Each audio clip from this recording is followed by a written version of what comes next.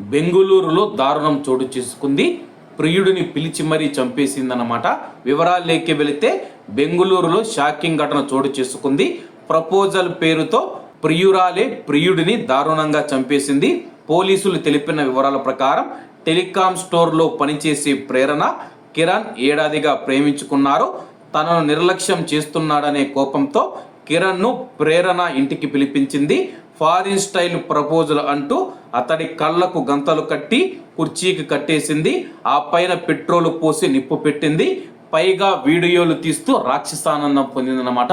ఒక అమ్మాయి మనం చూసుకుంటే కానీ నేను నిన్ను ప్రేమిస్తూ ఉన్నాను, ప్రపోజల్ చేయాలని చెప్పేసి ఇంట్లోకి రా, ఇంట్లో ఎవరు లేదని చెప్పడంతో ఆ అబ్బాయి కిరణ్ మనం చూసుకుంటే కానీ వెళ్ళడం జరిగింది. అలాగే తనను నిర్లక్ష్యం చేస్తూ ఉన్నాడు, నన్ను పట్టించుకోవడం లేదని చెప్పేసి తీవ్ర మనస్తాపానికి గురైన అమ్మాయి చూసుకుంటే కానీ ప్రియుడిని చంపేంత వరకు అయితే వెళ్ళిందనమాట.